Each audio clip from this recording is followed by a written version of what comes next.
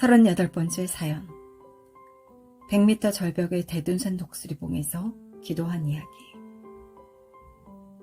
무릎 꿇으면 더 이상의 공간이 없는 독수리봉에서 기도했다. 용문골 골짜기에는 첫 번째로 좁은 문이 하나 있고 두 번째는 구멍으로 된 좁은 문이 있다. 그곳으로 나가면 철탑 망대가 나온다. 그곳이 내가 기도하며 수도 생활을 한 중심지였다. 또 여기서 30m 정도 바위 절벽을 따라 돌아가면 독수리 머리같이 우뚝 솟은 봉이 나온다. 독수리 목같이 쭉 뻗은 바위 절경이 끝나는 곳에 이 봉은 꼭 독수리 머리같이 생겼다. 독수리 하면 성경 이사야서 46장 말씀이 떠오르는데 하나님이 말씀하시길 내가 동방의 독수리를 보내어 나의 모략을 이룬다 하셨다.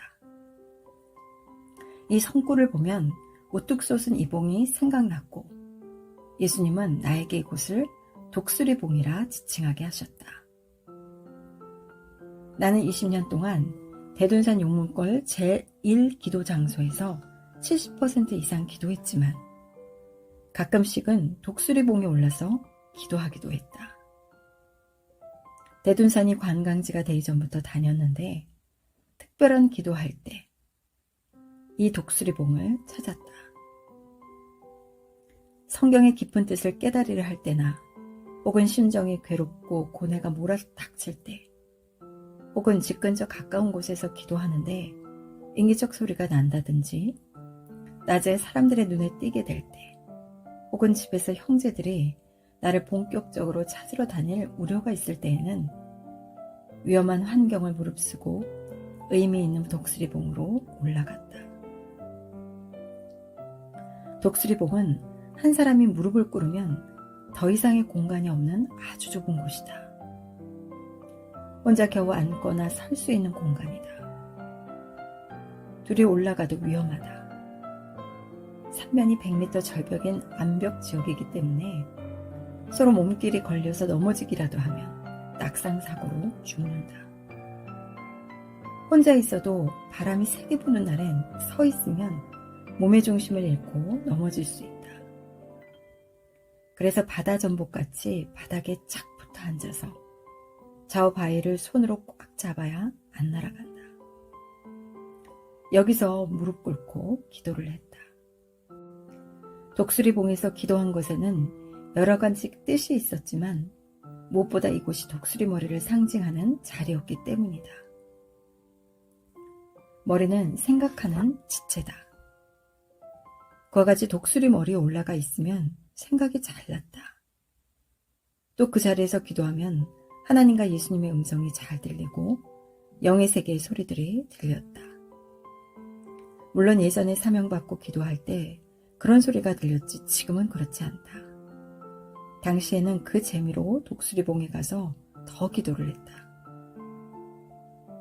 독수리가 바위 절벽에서 산다더니 내가 그와 같았다. 독수리봉은 대둔산 전체의 중심지다. 어느 날 이곳에서 기도할 때 독수리 형상을 보게 하셨다. 눈을 뜨고 서서 좌우로 대둔산을 보니 독수리가 양날개를 펴고 있는 것 같이 훤히 보였다. 또 독수리봉 앞에는 장엄한 하나님 바위가 있는데 그 높이가 150m나 된다. 그리고 독수리봉에서 산 쪽으로 보면 대둔산에서 최고 멋지고 아름답고 수영이 좋은 작품 소나무가 있다.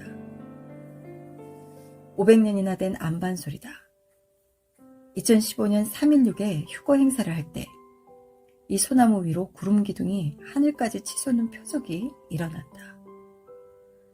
이같이 하나님이 징조로 쓰신 예사롭지 않은 소나무라서 우리는 이 나무를 휴거솔이라 칭한다. 휴거란 하나님을 절대 사랑해서 그 결과로 자기 영이 하나님의 품으로 가는 것을 말한다. 이 소나무 앞에서 내가 20년 동안 기도했기에 하나님은 사랑의 상징, 휴거솔로 표적을 일으키신 것이다.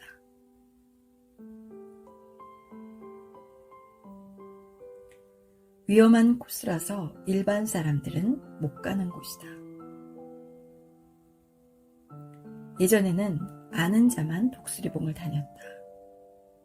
위험하고 외져서 일반 사람들이 못 찾아가는 곳이다. 산을 잘 타는 자라도 위험한 코스라서 몸에 소름이 끼치고 발바닥과 머리끝에 전류가 흐린다. 이 봉을 다니려면 목숨이 밧줄을 메어놓고 다녀야 한다. 그냥 가면 90% 이상 사고 날 수 있는 위험한 길이다. 직선 절벽 100m 코스를 손잡이 없이 바위를 잡고 거쳐가야 된다. 독수리봉에 갈 때 그곳이 최고로 위험하다. 지금은 국가에서 위험지역으로 보고 철저방으로 못 가게 막아놓았다. 섬리 사람들도 금지시키는 길이다. 그래서 이 봉 가고 싶을 때는 다른 길을 이용해서 다니나 그 길도 역시 마지막 독수리봉에 오를 때는 극히 위험한 곳을 거쳐야 되기에 어렵다. 가는 코스가 100m 이상 되는 절벽이니 발 한 번 잘못 디뎌서 떨어지면 정말 살 수가 없는 곳이다. 무작정 가서는 안 될 곳이다. 그때 나는 하나님 신에 사로잡혀 다닐 때라 그렇게 위험한 줄 모르고 다녔다. 비가 오는 날이면 바위가 미끄러워 정말 위험했다.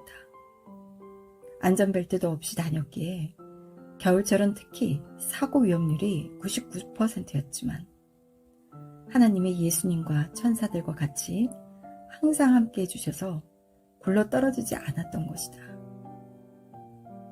나를 잡아주지 않으셨으면 암벽 타는 기술도 없던 나는 죽을 수밖에 없었다.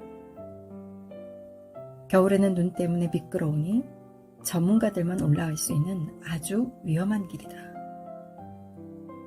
암벽타기를 하는 자들도 구사일생하는 길이다.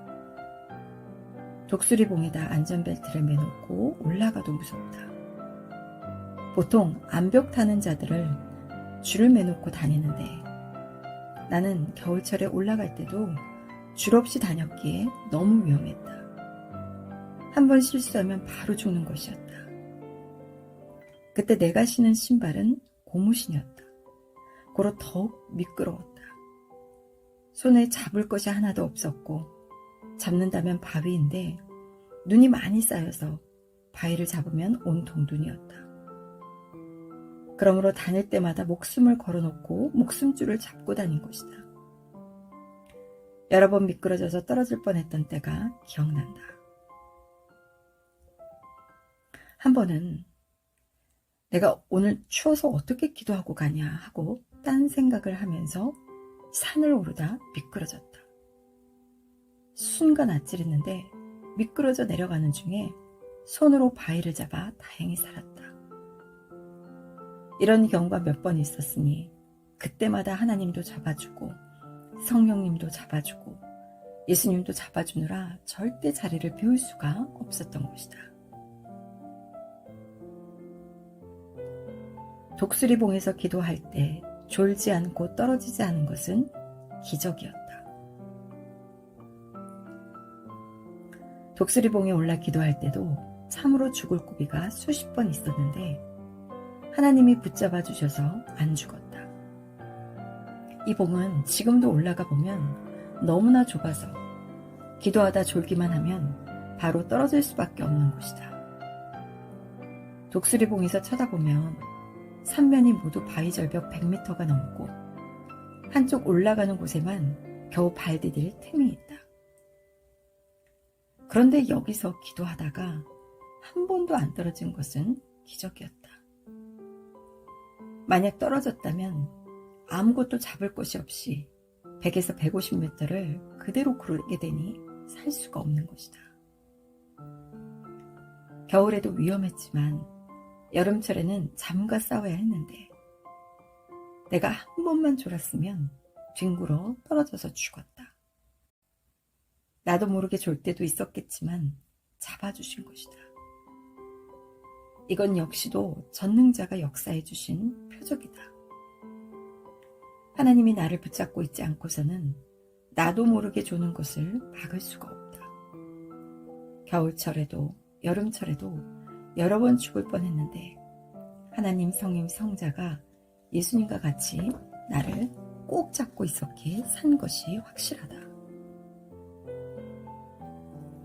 이곳에서 비 오는 날 미끄러져서 떨어진 사람도 있었다.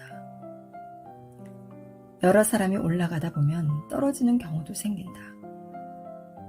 그런데 관광하는 사람들은 뭣도 모르고 오른다. 여기서 보면 영문권 전경이 다 보이기에 그것 보려고 무작정 올라가는 것이다. 독수리봉은 비 오는 날, 눈 오는 날 할 것 없이 365의 어느 날도 안전한 날이 없었다. 그만큼 위험한 자리였다. 그때 나는 하나님의 특별한 뜻이 있어 신같이 천사같이 다니며 이곳에서 기도하게 하신 것이다. 그 기간에 안 죽게 절대적으로 붙잡아 주셨으니까 오랜 기간 기도하러 다녔어도 안 죽고 산 것이다. 지금은 하나님이 붙잡아 주신데도 싫다고 안 갈 정도다. 옛날에 독수리봉에서 죽을 고비가 정말 많았기에 전능자 하나님께서 지켜주셨던 것이 더욱 생각난다.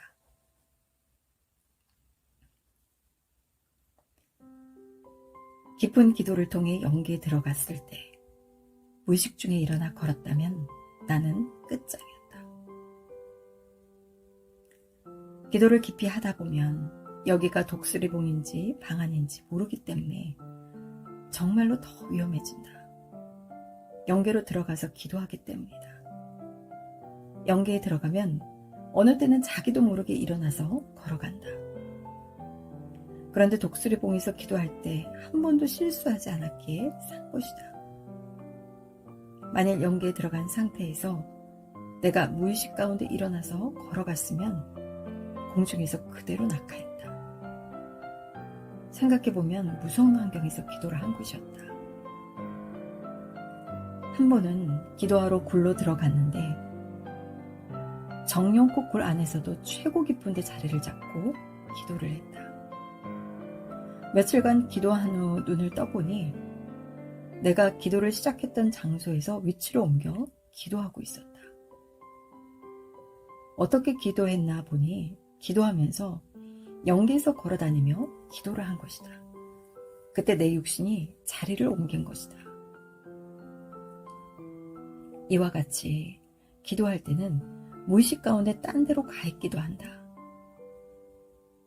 방의 아랫목에서 기도하다 나중에 보면 윗목에 가 있기도 한다. 무의식 가운데 움직이기 때문이다. 내가 만약 독수리봉에서 일이 했다면 끝장이었다. 그런데 단 한 번도 그렇게 안 했으니 신기하지 않느냐. 기적이다. 표적이다. 하나님이 그 자리에 안전망을 뒤집어 씌워 놨던 것이다. 지난날을 생각하면 끔찍하기만 하다. 꿈 같은 지난날이지만 실제로 그리했던 것이다. 거기서 기도할 때 내가 더 신경 써서 내 허리끈을 바위에 메고 기도했으면 안전했을 것인데 그때는 그런 지혜로운 생각을 못했다. 그러다 보니 참으로 위험하게 기도했던 것이다. 지금은 이봉에서 기도할 필요가 있으면 바위에다 나를 높으로 묶어놓고 할 것이다.